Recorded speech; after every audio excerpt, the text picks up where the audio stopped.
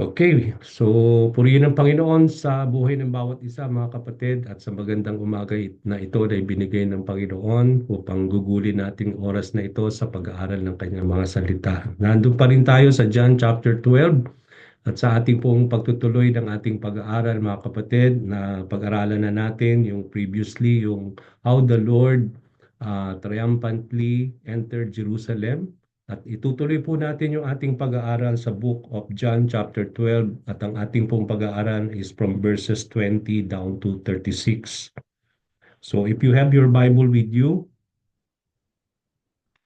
buksan natin po ito sa John chapter 12 verse 20 up to verse 36. Ito yung mga panahon that the Greeks now were seeking the Lord, no? And they were desiring to see the Lord and also how the Lord foretells his death.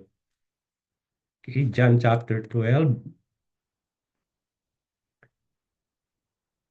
starting now from verse 20. Okay? Now there were some Greeks among those who were going up to worship at the feast. These then came to Philip, who was from Bethsaida of Galilee, and began to ask him, saying, Sir, we wish to see Jesus. Philip came and told Andrew. Andrew and Philip came and told Jesus. And Jesus answered them, saying, The hour has come for the Son of Man to be glorified. Truly, truly, I say to you, unless a grain of wheat falls into the earth and dies, it remains alone. But if it dies, it bears much fruit. He who loves his life loses it, and he who hates his life in this world will keep it to life eternal. If anyone serves me, he must follow me, and where I am, there my servant will be also. If anyone serves me, then the Father will honor him. Now my soul has become troubled, and what shall I say? Father, save me from this hour, but for this purpose I came to this hour. Father, glorify your name. Then a voice came out of heaven, I have both glorified it and will glorify it again.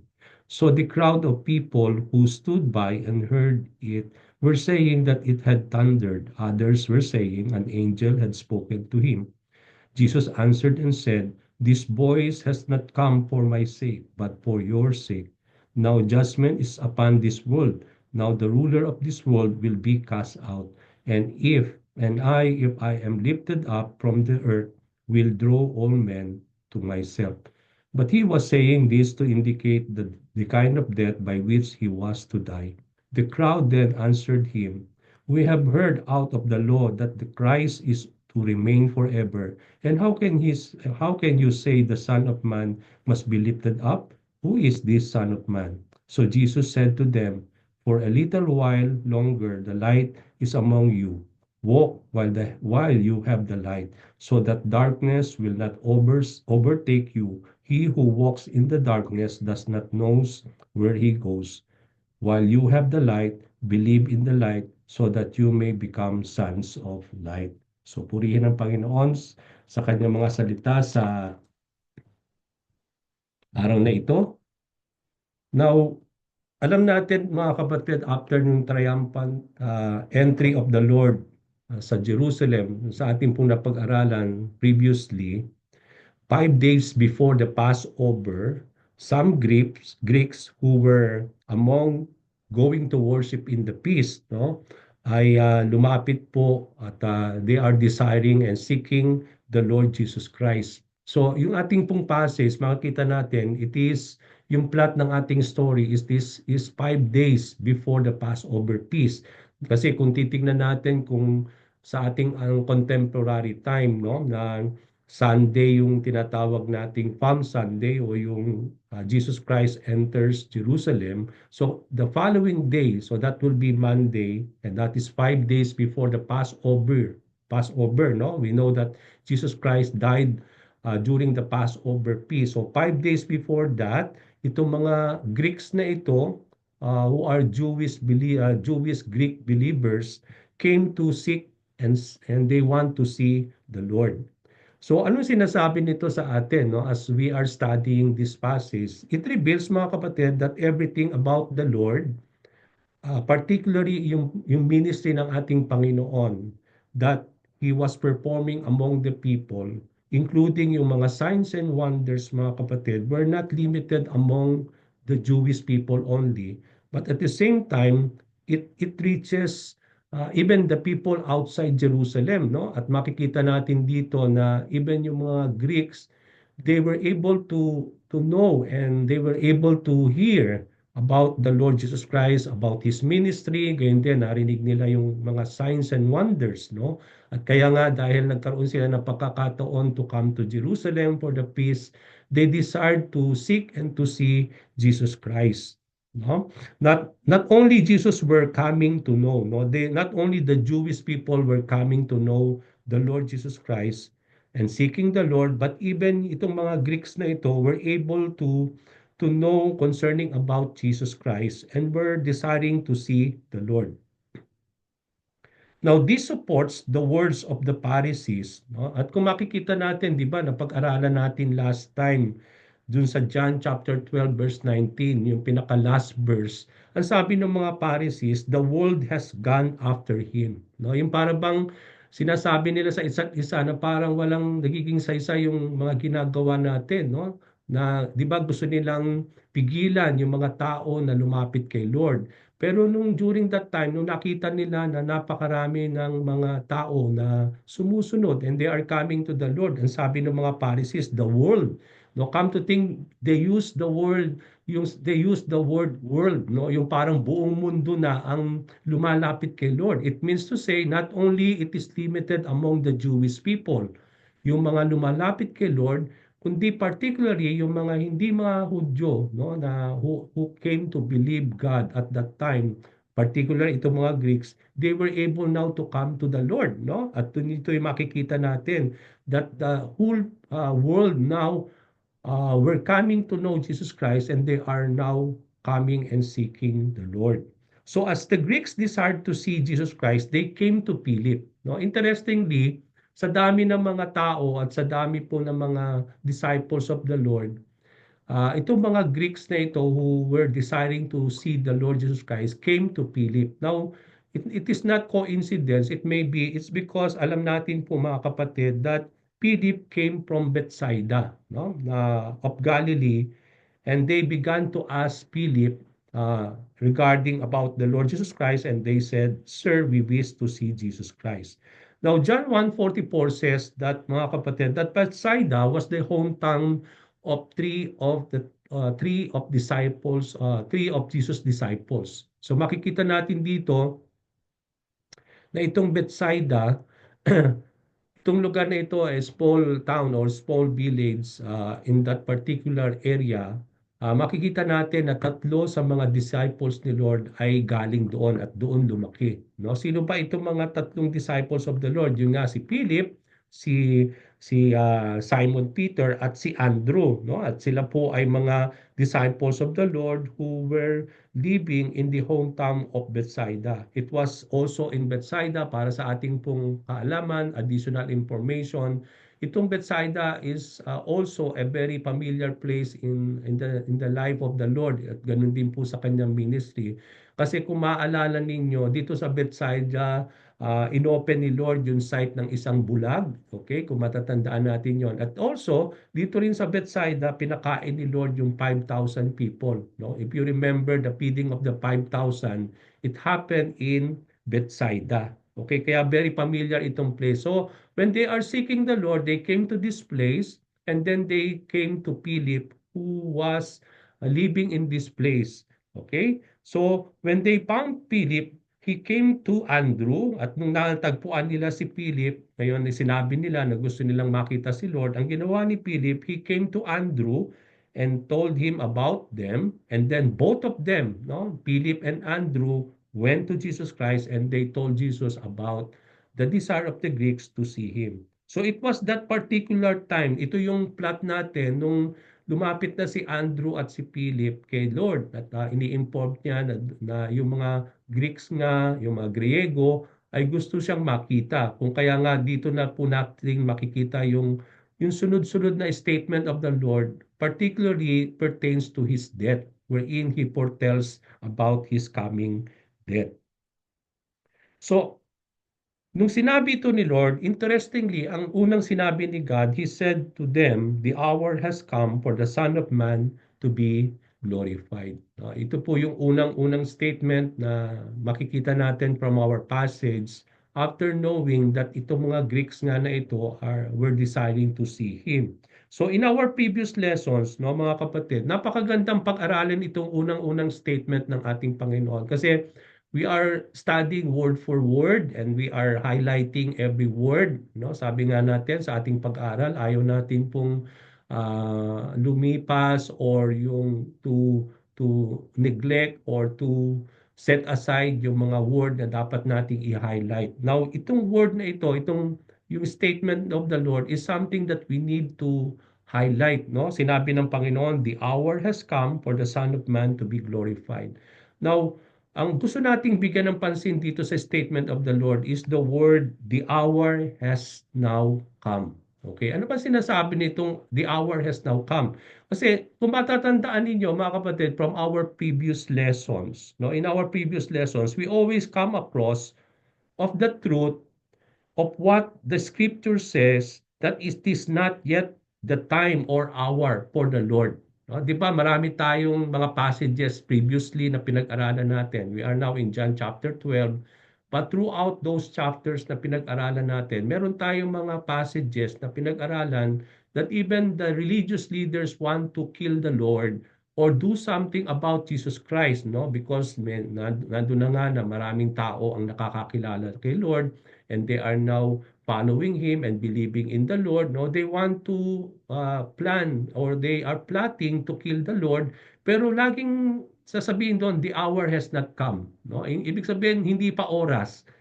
Oh, so makikita natin dito that even though they will try to do a lot of things, no, to happen, to disrupt yung ministry ni Lord or to do something against the Lord, but lagi nating makikita doon the hour has not come. No, laging nandun lagi yung words na yon. Okay, sa mga passages na ating pong na pag-aralan previously. But in our passage today, ito na po yung oras. Ito na yung hinihintay natin. No? Ito na yung tamang oras for it indeed, even from the very words of Jesus Christ, siya mismo ang nagsabi, it was now the time. The hour has now come. No? It means to say, ito na yung oras. Ito na yung panimula or ito na yung oras wherein Jesus Christ will suffer soon and He will be dying on the cross, no? As conveyed by the Lord. It means that the moment has now come for His suffering. No? At ito na yung tamang oras na dumating, sabi nga natin, na hinihintay, no, for the Lord to suffer and die. At dito natin makikita that even Jesus Christ foretells His death in this passage. Now, alam natin mga kapatid that it is not the first time na na prophesy the death of the Lord, no? Even in the Old Testament times na prophesy na 'yan. But it is the first time that Jesus Christ foretells, no? Hindi siya nag-prophesy pero nag-foretell siya. Ibig sabihin, ito yung parang inulit lang niya yung prophecy. Kasi hindi lang ito yung unang prophecy na ginawa ni Lord concerning about His suffering and death. But even a lot of passages in the Old Testament times ay ito yung na-prophesy na, no? Particularly sa Book of Isaiah, the suffering servant, no? Marami na pong na-prophesy na mga naisulat patungkol sa time na ito na dumating wherein the servant of the Lord will suffer, no? That he will die for the iniquities of the people, no? Na nandun na yon, no? Naisulat na in the Old Testament. But it is the first time that the Lord foretells it regarding His death. Okay? Now, Jesus said that the hour has come for the Son of Man to be glorified. Now, if He was preparing for the hour, at yung hour na yon is for Him to suffer and to die. So, ibig sabihin pala mga kapatid, that it was when Jesus Christ was preparing to His suffering and death that has come, then, based on what He said, His suffering now and His death will bring glory to the Lord. So, kasi kung babaybayin natin yung sinasabi niya, the hour has now, has now come for the Son of Man to be glorified.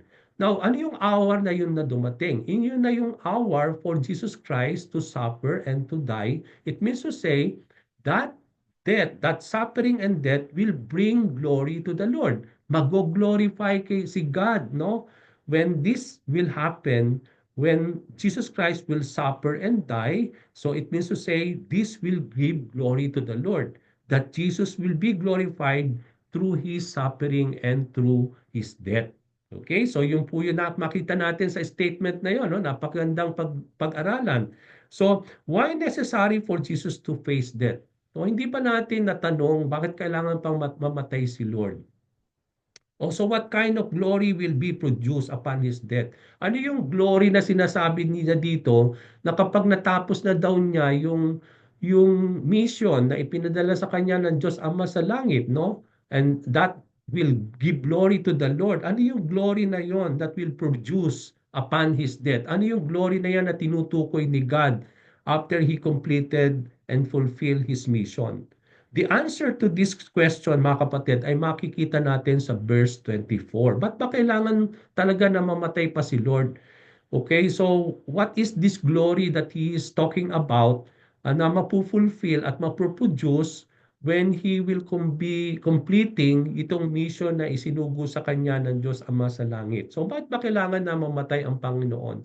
So, alam natin ang kasagutan dyan, mga kapatid, no? Very obvious naman, marami ang magsasabi that Jesus Christ needs to die so that He may able to redeem mankind, so that He may able to save mankind from their sins, no? Siya'y naparito at isinugo siya ng ating Diyos Ama sa langit upang akuin yung kamatayan na dapat para sa ating lahat, no? That the death that is due for us, it is the Lord who sabi nga natin, inako niya yung death na yon upon Himself when He died on the cross. But aside from that, mga kapatid, merong purpose din why Jesus Christ needs to die.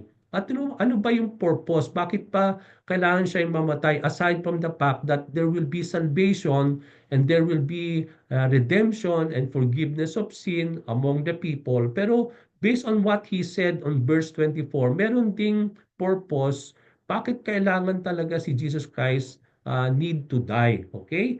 Now, ano bang sinabi niya sa verse 24? Okay, ang sabi niya, truly, truly, I say to you, unless a grain of wheat falls into the earth and dies, it remains alone. But if it dies, it bears much fruit. So from the very words of Jesus Christ, although malalim siya, no, it is not plain and literal yung sinasabi niya, but He is talking about even making sabi nga natin yung comparison, no, yung death niya, parang kinaracterize niya ito at para maintindihan natin, he talks about a grain, no, a grain of wheat na kailangan itong grain of wheat needs to fall into the earth, no? Kailangan ito ay mamatay or kailangan na talagang he needs to be put into sa earth, no? And ito'y mahulog sa lupa because if that will not come, no, it will be just by himself, no, by itself, no, but it will remains alone, no, it will not really produce anything, di ba? Yung isang seed ng buto ng isang halaman, no? Kung hindi natin itatanim ito sa lupa at i-nurture, parang it is just a seed by itself, no? But then come to think about kung ito'y mamamatay and it will be buried into the ground, no? And then there will be it will bud into a plant, no? And that plant will bear fruit or kung anumang klaseng halaman, no? So, when it dies, it bears fruit, no? So, yun po yung sinasabi ng ating Panginoon. Just as a seed will never become a plant, mga kapatid, unless it dies and is buried to the earth, no? Dito natin makikita, so even the death and the burial of our Lord Jesus Christ was necessary to His glorification. So makikita natin that there will be no glory if Jesus Christ will not be put into death. No? Although alam natin that He is already King of Glory, that He is already glorified, pero alam natin mga kapatid that He is talking about another glory or something that will be produced out of his death na kung hindi siya mamamatay, it will not really come. Okay? Just like alam natin that there will be no salvation if there is no death and burial and resurrection of the Lord. There will be no redemption. So yun yung fruit. Yun po yung it will bear fruit, no? Yun yan yung mga fruit na mapuproduce out of the death of the Lord na kung hindi mamamatay si Lord, no, there will be no glory, no, there will be no redemption, there will be no salvation, no, there will be no forgiveness of sin, there will be no more room for people to have eternal life, no. So dito ito yung mga fruit na sinasabi ni Lord, ito yung glory that will be produced, no, that this glory will be shared among the people if Jesus will really die. So before there can be resurrection power, before there can be forgiveness of sin, before there will be fruitfulness, no, in the lives of the believers, mga kapatid, there must be death. No? Death is necessary. Kaya nga sinabi ni Lord, it must that seed needs to die so that it may bear fruit. So kung ito ay tinutukoy niya dito, although ito ay hindi niya directly na sinasabi na patungkol sa kanya, but it is already talking about the life of the Lord that he needs to die so that it with his death will bear much fruit, and this fruit will be fruit among people. Okay, so makikita natin dito yun. So Jesus' death and burial and resurrection are necessary for the glory to come and to bear much fruit. So kailangan yun. So it will bring glory not only to the Lord Jesus Christ, but yung fruit na yon will bear, no, among the people who will believe. So yung death na yon will cause two things. It will bring glory to the Lord, and second, it will bear fruits para kanino? It will bear fruits for those people who will believe in His work, who will believe on His death, who will believe on His mission, the way the Lord Jesus Christ has been sent by the Father. So makikita natin dito na that there will be the glory will produce upon the Lord, that Jesus Christ will be glorified out of it. No? But at the same time, his death will also produce fruit among the people who will believe in His name. At yun nga yung mga fruit na sinabi ko, no? There will be the fruit of salvation, there will be fruit of redemption, there will be fruit of forgiveness, there will be fruit of so on and so forth, no? Na na-experience natin nung tayo tumanggap sa ating Panginoon, nung tayo sumampalataya sa ating Panginoong Hesukristo out of His work on the cross. So dito nating makita, for the fruit of redemption and salvation to come, it is necessary for Jesus to suffer and to die. Okay? So if this is true with Jesus Christ, then it will be the same with his followers, that they have to be like the Lord, or they have to die upon themselves as well for them to bear much fruit. And we see that from what the Lord Jesus Christ said in verse 25. So dito nating makikita sa verse 24, he was talking about himself, about the truth na that the seed needs to die, no, it has to be it has to die, because if not it will remains alone, but if it dies it will bear much fruit. So ito po yung truth na ito about not only he's talking about his death, no, that it will bring glory to him and that it will produce uh, fruit among the people who will believe. Pero ito ring sinasabi niya dito sa verse 24 ay hindi lang patungkol sa kanya, kundi patungkol din sa bawat mga disciples or mga believers who will come to believe the Lord. Para rin sa atin ito, that we need also to die, okay? So that we may able to bear fruits into our lives. No? So it means to say, hindi lang ito pantungkol sa death and resurrection, the burial and resurrection of the Lord that will bring glorification, that will bear fruits among people, but at the same time, this is also particularly among the disciples of the Lord, the believers who will really believe upon the Lord Jesus Christ. At ito'y makikita natin sa verse 25, no? Ato ba yung sinabi niya sa verse 25? Sabi niya, he who loves his life loses it, and he who hates his life in this world will keep it to life eternal. Okay? So believers in the Lord are called to hate their lives. No? And this does not mean we will disregard. No? Pag nung sinabi ng Panginoon na kasuklaman natin ang ating buhay, hindi literally ang sinasabi doon na i-disregard natin yung buhay, no? Yung para bang wag nating pahalagahan ang buhay natin o kasuklaman natin ang lahat-lahat sa atin. So hindi yun ang sinasabi ni Lord. It is more of spiritually at it is more of spiritual yung sinasabi niya dito, no? No, ibig sabihin na dito that it does not mean that we need to disregard our life, no? Everything in us, but in the sense that we are able to give it up, no, and lose it in exchange for the Lord. Kasi alam natin bakit maraming tao ang hindi maipagpalit ang kanilang mabuhay at bitawan ang kanilang mabuhay at ibigay ito at ipagpalit kay Lord is because how they really love life so much, no? Na parang akala nila kapag ibinigay nila ang buhay nila, pinagpalit ito kay Lord, katapusan na ang kanilang buhay or it is the end of life for them.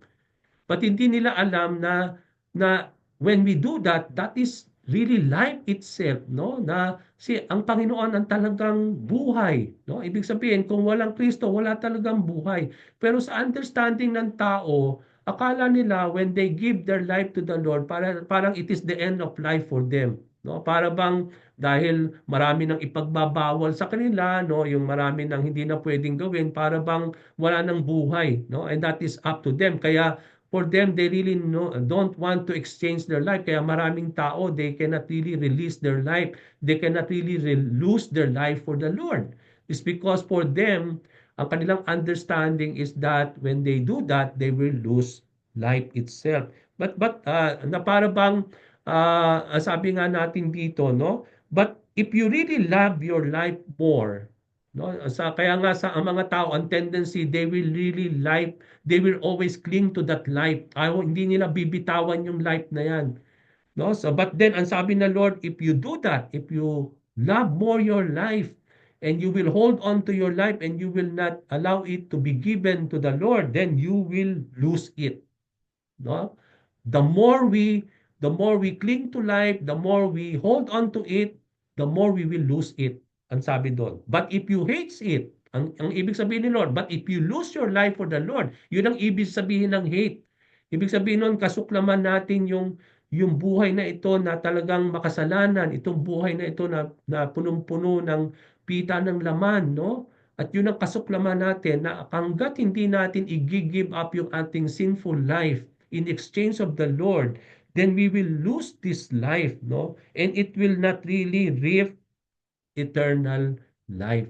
So it means to say, as long as we hold on to our life, at hindi tayo mamamatay among ourselves, no? 'Di ba alam natin to hate our life is to die into this life.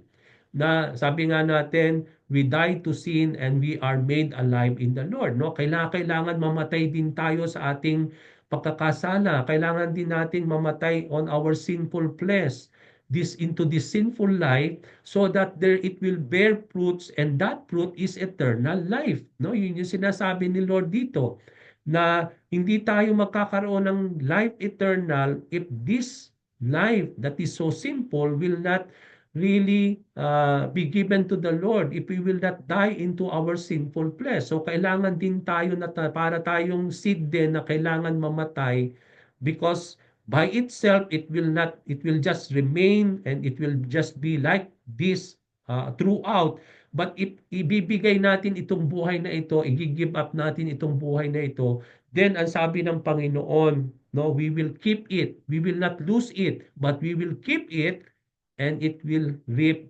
life eternal. No? So yun yung sinasabi ni Lord, no?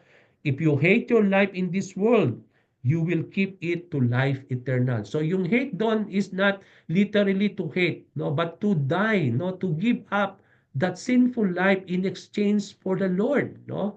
At yun nga, yung kailangan nating mamatay on our sinful flesh, yun ang ibig sabihin ng hate. Yung talagang kasuklaman natin, yung ating buhay na talagang makasalanan na punong-puno ng pita ng laman, no? Kasi kung hindi natin i-give up yon, forever na ito, no, na talagang wala na tayong pag-asa. And instead of reaping the fruit of eternal life, no, yes, it will really keep eternal life, but not eternal life in heaven, but eternal life in hell. No, it is also eternal life, no? Sa Bible, pag sinabi na nga natin nung last time, binigyan natin ng emphasis na hindi lang pag sinabing eternal life means life that is eternal in heaven in the presence of God, but also it is a life also eternally uh, in hell, no? Alam natin na ito ay buhay na panghabang buhay na yon, that not in the presence of God but being separated. You are eternally separated from the Lord, no? And that is also a kind of eternal life, but not life in heaven but life in hell, no? Totally separated from God. So because life is so precious, alam natin na so precious yan, no? Many loves their life and would not give it up in exchange of anything. Hindi natin ipagpapalit ang buhay natin. Kasi minamahal mo ang buhay mo, ano, pinagpapahalagahan mo yan, no? Kaya kahit kanino hindi mo ipagpapalit ang buhay mo, even for the Lord, you will not exchange it. It's because you see life is so precious na mahalaga ang buhay, no? Kaya pinapahalagahan mo yan. Kaya ang sabi ni Lord, and the more you keep, the more you love your life, no, the more you will lose it. But if you hate it, but you give it up, no, yung para bang you are willing to give it up in exchange of the Lord, no, but that's the time that you will able to keep life, and that life will lead to life eternal. So Jesus says that the more we love our life and not willing to give it up for God, we will lose it. Okay, so yung pala ang totoo nito mga kapatid, kaya maraming tao hindi nila nakikita yung katotohanan na ito, no? Na kung hindi nila ipagpapalit at hindi sila mamamatay on their sinful life, no? They will not really see life that is eternal in the presence of the Lord. Yung po yung susi pala doon, that we need to hate this life and that we are able to release that life so that we are able to be given a new life that will come from the Lord, a life that is eternal. So we are to disregard our life in this world and willing to give it up in exchange of Jesus Christ for us to have life that is eternal. Kailangan nating ipagpalit itong buhay na ito ng makasalanan, mamatay sa ating sinful life, no, sa ating sinful flesh in exchange of the Lord, no, for us to keep life that is eternal, and that is yung tinatawag nating eternal life. So to have life is to put it into death. Yun nga yung sinasabi natin, no? So that it would bear the fruit of eternal life. No, para ding tayong mga buto ng isang halaman or buto ng isang prutas na bago maging isang halaman o maging puno na para mag-bear fruit uli itong seed na ito, kailangang mamatay yon. Kailangang ibaon sa lupa at ito ay mag-die, no? So that out of that seed, there will be a budding plant at yung plant na yon lalaki to become a tree and then it will bear fruit, no? Kung hindi mangyayari yon, it will not really, hindi siya maghahatik ng bunga, no? So there will be no fruit if there will be no death. Ganun din naman sa atin. Kailangan natin mamatay sa ating sinful life, no, in this world so that there will be fruit of eternal life that will come upon our lives. So if we love our life in this world, we will lose it. But if we hate it, we will keep it up for life that is eternal. So after the believer has given his life in exchange of the Lord, no, kapag ipinagpalit niya ang kanyang buhay, that he is willing to die upon himself in exchange of the Lord Jesus Christ, no, there are things necessary to consider. And this includes, sabi nga natin, both the calling and the reward and the blessing, no? At makikita natin sa verse 26 na merong itong it will reap not only fruit upon ourselves, but there is also another thing that will be that Jesus Christ said, no? To follow up yung sa sinabi niya sa verse 24 and 25. Ano yung sinabi niya sa verse 26? That if anyone serves me, he must follow me, and where I am, there my servant will be also. If anyone serves me, the Father will honor him.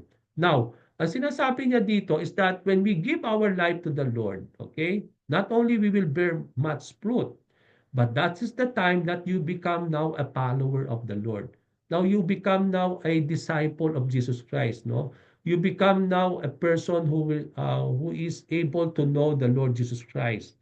At dito sa verse 26, makikita natin, upon our conversion, nung tayo tumanggap sa Panginoon, ano ka na sa Panginoon? Yes, you become a follower of the Lord. Now you become a disciple of Jesus Christ. You become a believer of the Lord. But more than that, sinasabi ni Lord sa verse 26 that when you come to the Lord and when you exchange your life to Him, not only you become a believer of the Lord, not only you become a follower, but automatically you become a servant of the Lord. Okay? So yun po yung purpose na in our life, when we exchange our life to the Lord, not only now you are serving yourself. Nung tayo po ay hindi pa sa Panginoon, sino pa ang pinaglilingkuran natin? Pinaglilingkuran natin yung sarili natin. Tayo ang bossing ng buhay natin. Tayo ang pinaking, tayo ang hari ng buhay natin. Tayo ang mismong master ng buhay natin. But when we come to exchange our life to the Lord, hindi na ikaw yung bossing. Hindi na ikaw yung hari ng buhay mo. Hindi na ikaw yung master. But you become now a servant of your master, and that master is the Lord Jesus Christ. Kaya nga dito makikita natin, when we die unto our sinful flesh and we bear now the eternal life, and as we continue to follow the Lord, we are called now to become servants of Jesus Christ. So kaya nga sinasabi niya, if anyone serves me, now that you are serving now the Lord, no? Ang sabi dito, we must now follow the Lord. And where I am, sabi ni Lord Jesus Christ, there my servants also will be. So that will be another fruit, no, na ating tatamasahin sa pagkamatay ng ating Panginoon, no. Not only we will be saved from our sins, we will be redeemed from our sinfulness. Now, ang napakaganda yung pinangako ng Panginoon that if we now become servants of the Lord, wherever the master is, sabi niya, there will be also my servant. So it is a blessing, no? Nasabi nga natin, where the Lord will be, then all his servants, no? Lahat tayo bilang servants of the Lord will be also upon that place, no? At hindi lang doon, sinabi doon, we are called to serve the Lord and to follow Him. And then there is something that will happen when we do that. Ang sabi doon, the Father will honor us. So, believing in Jesus Christ requires both to serve and to follow the Lord. So, kung matatandaan natin, no, na yung ating pong conversion, when we come to believe in the Lord, when we put our faith in the Lord, no, there is something that we have done, no, out of it. When that is a time when we are able to obey and follow the Lord, no? When dahil tayo mananampalataya na ng ating Panginoon, ang sabi ng Panginoon, kailangan natin na talagang maglingkod sa Kanya. So bilang mananampalataya, dalawa yung sinasabi ni Lord dito, to serve and to follow. At may kinalaman po ang isa't isa dyan. Okay, meron kang ang heart to serve pero you are not willing to follow. So, walang saysay yung heart mo na yon, isn't it? So, pwedeng may desire ka na mag-serve kay Lord pero ayaw mo namang magsumunod. So, hindi pwede yon. So, yung serve and follow are two important things na hindi mo pwedeng paghiwalayin.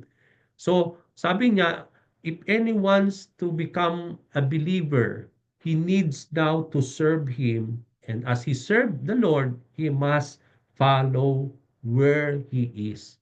Okay, napaka-importante po yung service at yung ating obedience, no? Kasi hindi natin pwedeng paghiwalayin yan sa isa't isa, no? Sinabi ko nga na anong saysay ng desire mo na paglingkuran si Lord, pero wala ka namang heart to obey Him or to follow the Lord. To follow is to obey the Lord, isn't it? No? So walang saysay yung desire mo because to serve the Lord is to follow Him. And to follow the Lord is to serve Him. So, vice versa po yan mga kapatid. If you want to serve the Lord, you have to follow Him. And if you want to follow the Lord, you have to serve Him. So, yun po yun. No? Yun po yung Dalawang yan, hindi niya siya pwedeng paghiwalayin. We are to give our life for the Lord. And as we give our life for the Lord, we are called to serve Him and to follow the Master, our Master, the Lord Jesus Christ. So as disciples of Jesus, we become servants of the Lord, and as servants of our masters, we are to follow Him. So following Jesus involves wholehearted obedience. To serve the Lord is to follow Him. Yun nga yung sinasabi ko, no, na may kinalaman ng isa't isa na yan, mga kapatid. If you really want to serve the Lord, if you really want to follow the Lord, it involves wholeheartedness. Your whole being, your whole heart. Hindi pwedeng mag-serve, hindi pwedeng mag-follow na 90% lang o 50% lang. But when we are called to serve the Lord, when we are called to follow Him, we are called with wholehearted obedience, with wholehearted service to the Lord. Ganun tayo maglilingkod, ganun tayo magpapalo, mag-obey. Because to serve the Lord is really to follow Him. So Jesus said, where I am, there my servants will be also. So hindi lang tayo tinawag to serve and to follow the Lord. Pero ang sinabi niya, where I am, there my servants will be also. So anong sinasabi nito? It reveals two things. It reveals responsibility and privilege. So bakit responsibility? At the same time, it is a privilege. Kasi sinabi niya, where I am, my servants also will be there. It means to say, it reveals our privilege. Pribileyo natin yon. Okay? It reveals our privilege that as servants of the Lord, we will always be in the presence of the Master. Hindi tayo mapapawalay lagi sa ating Panginoon. That where will be our Master, all the servants will be there also with Him. So, pribileyo natin yon, parang blessings na rin. Okay? Na we are, sabi nga natin, that we will always be in the presence of our masters and as being servants of the Lord, no? Where the master is, where the Lord Jesus Christ will be, then there will be also all of us. Okay? If Jesus Christ will reap glory in heaven, now He is now ascended in heaven, isn't it? He will take us with Him and He will take us there, no? Sabi nga natin, as being His servant. So, first, it reveals yung statement na yon that where I am, there will be my servants also. It reveals our privilege, our a blessing that where the Lord is, there will be His servants. But also, hindi lang ito pribileyo natin. Yan ang responsibilidad mo. Yan ang obligasyon mo. Anong sinasabi doon? It reveals our responsibility to follow always the Lord. Kung saan daw nandun si Lord, dapat doon din tayo susunod. Okay? So, hindi lang ito privilege na nandun tayo lagi sa presensya ni Lord. Ang sinasabi rin dito ni Lord, second thing, is that it conveys our responsibility as servants. Kung saan nandun si Lord, doon tayo magdilingkod, no? We will always follow the Lord. Where the Master goes and will be, we are called always to follow Him. We are always called to serve Him. So kung tayo'y tinatawag ni Lord sa ganung bagay na doon tayo maglilingkod, doon tayo maglilingkod, doon tayo mag-o-obey. Kung dito naman tayo tinatawag ni Lord at nandun siya at yun ang kalooban niya, doon din tayo nandoon at doon tayo magpapalo, doon din tayo mag-o-obey. So hindi tayo pwedeng sabi nga natin magko-complain o mag-grumble or even we don't like to be there, no? If the Lord wants us to be there and He is calling us to serve there and to follow us there, then we have to be there and to serve and to follow the Lord. So wala tayong second thought about it. Nandun yung ating full-hearted obedience, no? Yung ating heart always to be with the Lord and also to serve Him and to follow the Lord no matter what, where the Lord is leading us. No? Yun yung sinasabi nito. As servants and followers of Jesus Christ, we have been given a great promise if we will serve and follow the Lord. From this verse, hindi lang natin nakita that we are called to serve and follow the Lord, that where the Lord will be, there will be His servants, a privilege and responsibility upon us. But then, merong pong blessing. Ano yung blessing dyan? Ang sabi niyan, when you serve me, if anyone serves me, if anyone will follow me, no? Ang sabi doon, the Father will honor him. So it means to say, it will reap honor unto us. There is a reward. And what is the reward na sinasabi dito ng Panginoon? If we will continue to serve the Lord, if we will continue to follow Him. Ang sabi ng Panginoon, if anyone serves me, the Father will honor him. So the reward for serving Jesus Christ and in following Him is that we will receive honor from God the Father. The reward is both reward and recognition. I-recognize tayo ng Diyos Ama sa langit because we come to serve His Son.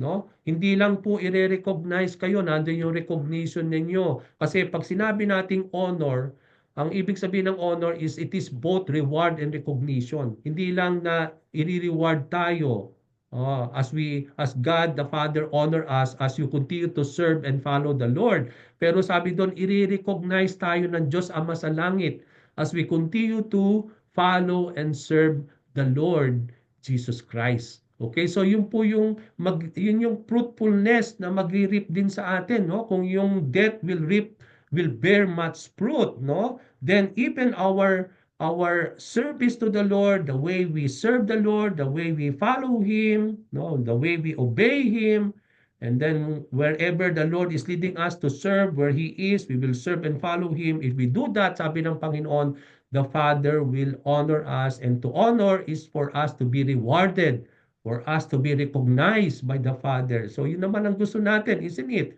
Na i-recognize tayo, no?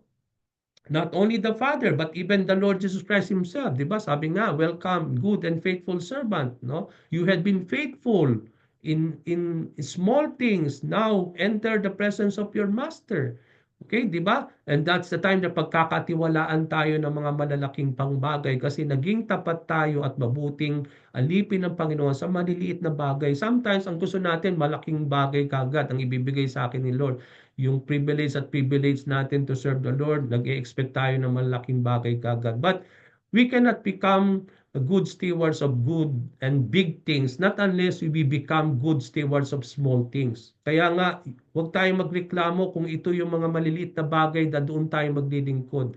Huwag nating asamin yung mga malalaking bagay. Bakit ito lang ang gagampanan ko? Eh siya, ang laki. No? But we have been given different commands by the Lord. Tayo ay lahat-lahat servants of the Lord. Hindi lahat iisa ang gagawin natin. As servants of the Lord, iba-ibang responsibility natin. Iba-iba yung mga privileges na ibinigay sa atin para magtingkod kay Lord. So hindi natin kailangan magkumpara ng ating mga service kay God kasi kapag nag-umpisa tayong magkumpara ng isa't isa ng mga ginagawa natin kay Lord, may mga inggitan, may mga bitterness, may envy, may mga jealousy na lalapit at meron nang mag-complaining and murmuring. But that we need to really take hold of the responsibility. Kung ito yung binigay ni Lord, maliit yan compared with someone na malaki, then pahalagahan natin yon because that's the where we were called by the Lord. Okay? We give our heart unto it, kahit maliit lang because even naging tapat tayo, mabuting alipin, mabuting servant on that small thing, then sabi ni Lord, that's the time that when we are proven faithful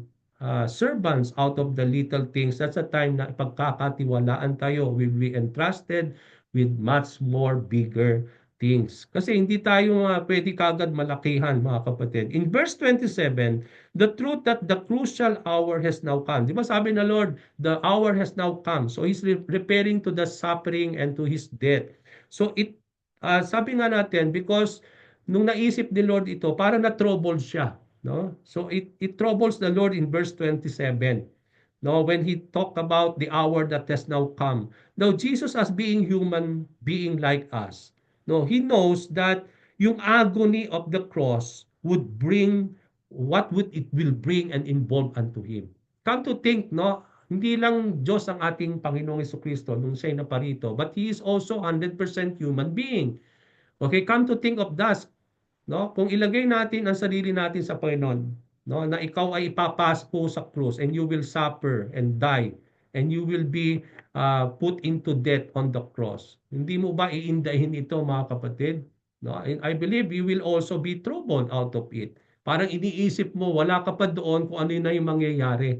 No? So, kay Lord Jesus Christ, hindi dahil nag-aalala siya, no? We believe that He is fully had given himself to the Father, that we believe that the Father is in control of everything. So wala siya dapat ipag-alala. Pero come to think that he is also a human being. So lumalabas din yung kanyang pagkatao, yung kanyang becoming a human, at natural sa isang human being to be troubled of all those things, no? At sabi nga na, yung kung maiisip natin yung agony, yung suffering and pain na dinanas ng Panginoon on that cross, no? As the Bible says, no, hindi madali 'yon. Hindi ganoon kadali na tanggapin na mangyayari 'yon sa buhay mo. And I believe even in our lives, no, kung 'yun ay mangyayari sa atin talaga, we will be troubled out of it. No? So the fact that Jesus become troubled prove that he is indeed human, or yung dito natin makita yung humanity ng ating Panginoon. Like Jesus, people become troubled when they think of death. No? 'Di ba ang tao nga ayaw nga maisip ang kamatayan eh. Kapag naisip nila, they become afraid of it, they become troubled when they talk about death. Okay? 'Di ba? 'Yun talaga, no? Na makikita natin very natural 'yun, no? Na makikita natin dito that people will really be troubled when they think about death. That although John did not included in his writing the prayer of Jesus in the Garden of Gethsemane, di ba? Meron tayong mga passages in the book of Luke, sa ibang mga passages sa gospel, no, other than book of John, di ba? Sa Matthew, sa Mark at sa Luke, meron yung prayer of Jesus in Gethsemane. Now, hindi man yon sinulat ni John, na hindi niya in-include yon, pero yung thought ni Lord kung paano niya, kung ano yung pinanalangin niya doon sa Garden of Gethsemane is what he was talking and writing na sinusulat ni John dito sa verses 27 to 28. No? Doon natin makikita na doon niya in-express yung prayer na yon, yung prayer in Gethsemane, when he wrote itong verses 27, 28. Dahil alam natin may iba't ibang mga writing ang ginawa ng mga writers of the gospel, si John hindi niya in-include yung time na nandun sa Garden of Gethsemane si Lord and praying to God. But then makikita natin na kahit hindi in-include ni John dito sa writing niya sa John chapter 12, pero yun po yung thought nung nangyari that is expressed in that prayer. So in conveying, expressing the trouble that has come upon the Lord, Jesus made a rhetorical question in verse 27. Ano bang rhetorical question? Rhetorical question is a question not seeking an answer. No, kung makikita natin, whom shall I say? So, what shall I say? May question mark 'yon. Father, save me from this hour. Makikita ninyo na parang question mark siya. Okay, so yung inexpress ni Lord itong question na ito na hindi niya alam kung ano yung answer to it. We know that he knows about the answer to it. Okay? He knows his purpose. And that's why itong question na ito, hindi talaga siya as a question na naghihintay ng kasagutan. But alam natin ang rhetorical question. Ang rhetorical question is a question not seeking an answer, but to express a dramatic effect na mangyayari, or making a point that will happen, or into point of something or something that will happen to you. Kaya minsan nagkakaroon ng mga ganong klaseng mga question. It is a rhetorical question na hindi hahantay ng kasagutan, that you yourself know about the answer to it, pero ito'y sinasabi mo in a question na parang binibigyan mo siya ng kahalagahan. Yung parang bang nandun yung emotion mo, yung dramatic effect na tinitingnan mo at iniisip mo, that you are making a point of something. At yun nga yung pinibigyan ng pansin dito yung ni Lord, yung agony of death that will happen to him on the cross.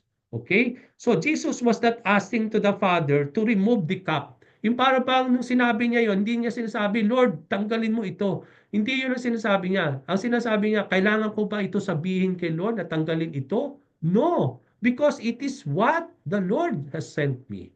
Yung pa yung sinasabi niya. So ibig sabihin, he is not really seeking and asking the Father to remove this cup. But, ang sabi nga dun sa Garden of Gethsemane, but not my will, but yours be done. No, yun yung sinasabi ni Lord. It's because he was about to drink or he was not asking the Father to save him from the hour that has come. Hindi sinasabi ni Lord na hinihiling niya sa Diyos Ama na tanggalin na siya dun sa hour na yun na dumating na magsasuffer siya because he knew the very well the fact that it is for that purpose that that hour has come. Yun yung purpose why he came here in this world. So Lord Jesus was expecting an answer from the Father to confirm whether he will suffer death or not. Jesus knew very well the answer and the purpose why he came. He was it was for the purpose of for his suffering and death that Jesus came and reached that crucial particular hour of his life. It is for the purpose of his death that this hour has come. Ito na yon, no? Noon pa man ito na yung why he came, no? Yung itong hour na ito na talagang dumating na. The Lord knew very well that he came here on earth to suffer death on the cross to redeem and to save mankind from sin and death. So verse 28, Jesus said, Father, glorify your name. So this reveals that the death, the burial, and resurrection of the Lord, na kapag nakumpleto na po itong mission na ito, yung the hour that has come, not only Jesus Christ will be glorified out of it, sabi nga niya kanina, that the Son of Man will be glorified out of it, but it will give glory to the name of the Father. Okay, kaya nga sabi, Father, glorify your name. So, from here, from this, we learn that Jesus always seek to glorify the Father. That in all things na gagawin ng Panginoon, mga kapatid, makikita natin lagi, ang unang sinasabi nito, He will always do it to please and to glorify His Father in heaven. Makikita ninyo yan lahat sa ginagawa ni Lord. Sa kanyang buhay, sa kanyang ministry, in everything, sa kanyang pagtupad sa kalooban ng Panginoon. He will always do that to please and to glorify the Lord. That in everything, He seeks always to glorify the Father. Even in the point of giving His life, even to the point that He is willing to glorify God even on his death in accomplishing the task that he was sent by the Father, in doing the will of God. So after this voice, so anong sinabi niya yon, Father, glorify your name. Then the voice came out of heaven, saying, I have both glorified it and will glorify it again. So, dito makikita natin no na the presence of the Father will always be upon the Son, no. Nandun yung intimate relationship always going on with the Father and the Son. That sabi dito, this was the third divine manifestation wherein we heard the voice of the Father, no? At makikita natin dito na ito ay sabi nga natin ito na yung ikatlo. Now, bakit ikatlo? Ano yung ikalawa na manifestation of the voice of the Father? 'Di ba? Yung una, during the time of the baptism of the Lord, there is this voice that come out from the Father that this is my Son in whom I am pleased. Diba? Nandun yung voice na yon. Pangalawang voice, manifestation of the voice of the Father upon the Lord Jesus Christ, makikita natin during the transfiguration of Jesus Christ. Kung hindi niyo alam yon, basahin ninyo. Okay, there is also the manifestation of the Father in that. So, third manifestation of that voice ay makikita natin in our passage today, no? That ang sabi ng Panginoon Diyos, I have both glorified it and will glorify it again. So this was now the third divine manifestation out of the audible voice concerning Jesus as indeed that He is the Son of God. So the Father assured Jesus Christ, do dito binibigyan ng Panginoong Diyos, ng Diyos Ama, ng assurance ng Panginoong Kristo that He had glorified it and will glorify it again. When the Lord Jesus Christ says, Lord, glorify your name. So there was an assurance from the Father that from the hour that has now come, till the time that the Lord will accomplish everything. No? Dahil dumating na yung oras, hanggat ito'y matapos na lahat-lahat ng yan, Jesus will not only will be glorified, but in all of these things, the name of the Father will be glorified out of it. Okay? So when the crowd stood by, nung narinig nila yung voice na yon, they think that there is this thunder, no, na parang nagkaroon ng thunder, no, ng pagkulog. But others, they thought that an angel spoke to Jesus Christ. But then, dahil alam ni Lord that they are talking about it, then Jesus answered to them, "The voice has not come not for my sake," sabi ni Lord. Hindi para sa kanya daw yung voice na yon. Not for his own sake, but for your sake. Para raw sa kanila yon, no? Yung voice ng pagpapatuo at testimony ng Diyos Ama, no? Now, ang sabi dito, the manifestation of the voice of the Father, mga kapatid, was not for the sake of Jesus Christ, but for the sake of those who will believe. That they will believe in the Lord. It is for mankind's sake why Jesus will suffer death. Now, what are the results after Jesus will accomplish the work on the cross? Ano ba ang mangyayari? Ano ba yung ma-accomplish when Jesus Christ will fulfill or will complete the work on the cross? Jesus said in verse 31 that his work on the cross will bring judgment upon the world that is full of evil and violence, and the cross will bring defeat upon the ruler of the world, who is Satan. Through the cross, Satan will be defeated and cast out. So hindi lang pala yung fruitfulness ng death of the Lord will bring fruit upon the people, the fruit of redemption, the fruit of righteousness, the fruit of holiness, the fruit of ng lahat ng bagay, salvation, sanctification, adoption, no? Kundi wala yung death, wala lahat 'yan. Walang forgiveness, walang sanctification, walang justification of our sin.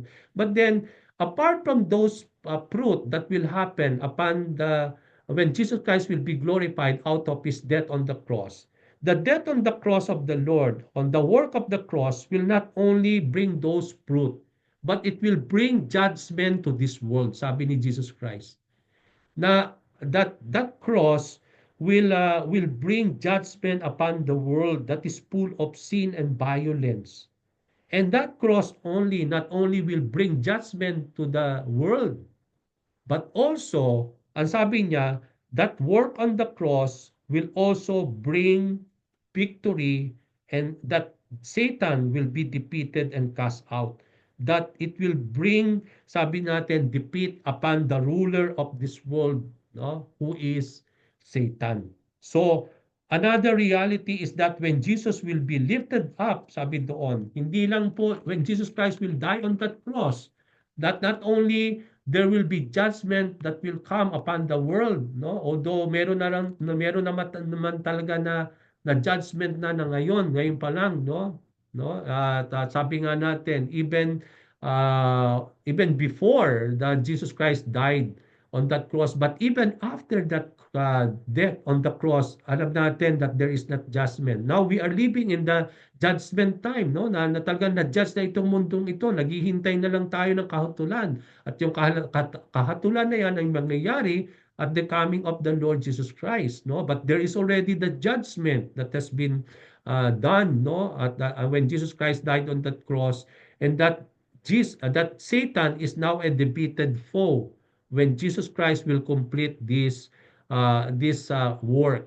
Another thing that will be that another fruit that will happen is that not only there will be judgment upon this world or yung consequences, that there will be judgment, that there will be Satan will be cast out or will be defeated, pero when Jesus Christ will be lifted up on the cross, no, pertaining upon this death, nung sinabi niya that I will be lifted up, ang sinabi niya doon, he is talking about his death, na kapag siya'y ipinako sa cross, he will be lifted up. Another blessing that is that he will draw people unto himself. It conveys both literal and spiritual, that he will be elevated up, no? Para bang literal in the point na matataas siya, dahil matataas siya because he will be put into the cross. Spiritual is because sabi nga natin na when he will be exalted. Pag sinabi nating lifted up in the spiritual sense, no, hindi lang ito na parang literal na tataas ka. Kundi when Jesus Christ will be lifted up, ang sinasabi doon, he will be exalted the more, no? Yung exaltation of the Lord. So ibig sabihin, kung yung death niya on the cross will bring glory to him, Then, to glorify is to be exalted. No? Hindi lang glorification ang magproproduce when Jesus Christ will be lifted up, when He will be nailed on the cross. Not only there will be glorification, but through the cross, there will be the exaltation of the Lord Jesus Christ that will bring glory to Him. Okay? Yung para bang He will be elevated in rank, in honor. Kaya nga in the book of Philippians, di ba? Sabi nga sa Philippians 2, because he became obedient to the will of the Father. Ano nangyari? Ano sinabi sa book of Philippians? Sa Ephesians chapter 2, doon natin makikita yung when Jesus Christ died and when he was lifted up and nailed on that cross. No, he will be glorified, he will be exalted. Ano sinabi ng Panginoon Diyos? Sabi doon, God exalted him and gave him the name that is above every name. At sabi doon that every knee will bow and every tongue will confess that He is Lord. So, nakita natin yung result na yon, ng death ni Lord. No? It will be glorification and exaltation upon the Lord. That God exalted the Lord above everything, no? Above every name, He has been given the name that is above every name. And on that name, every knee will bow and every tongue will confess that He is Lord. So when Jesus Christ will lifted up, it conveys also the kind of death by which He will die. He will be nailed and lifted up on the cross.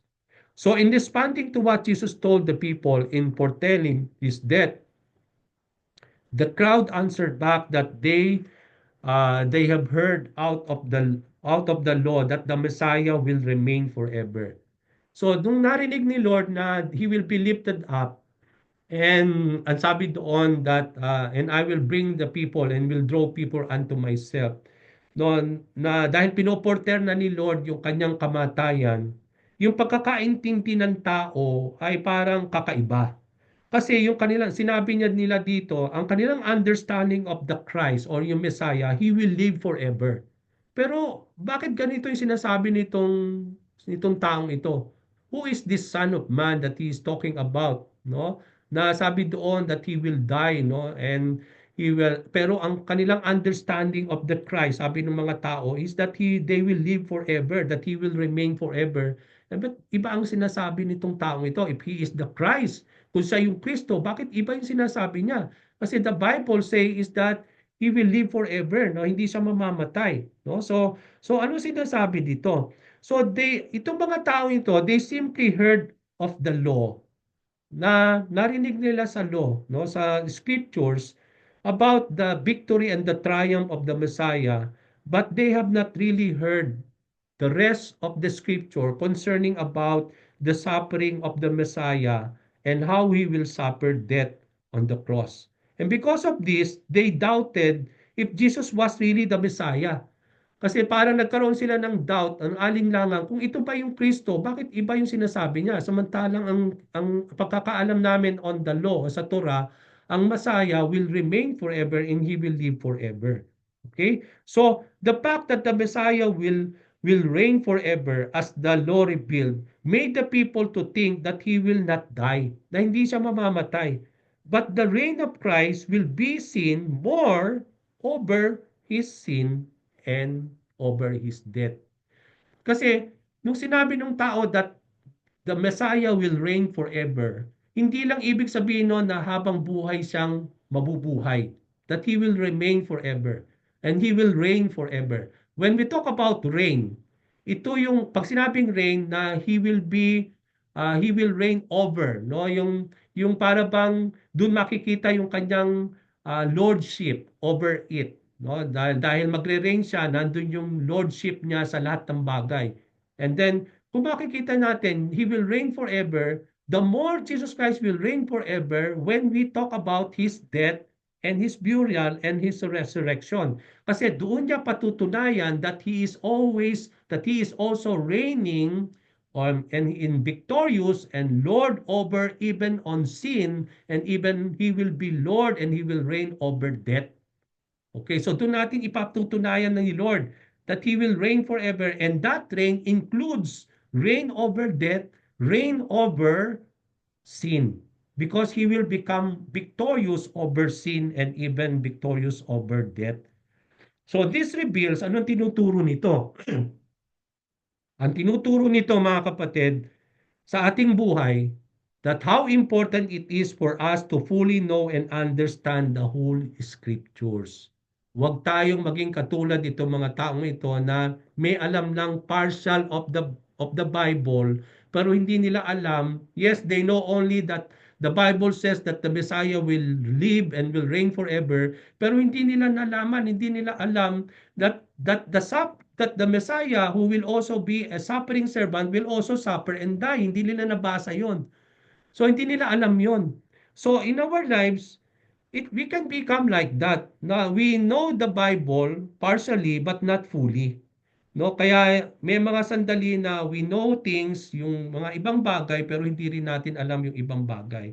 So, napaka-importante na magkaroon tayo ng full knowledge of the Bible, not partial knowledge of everything about the Lord Jesus Christ.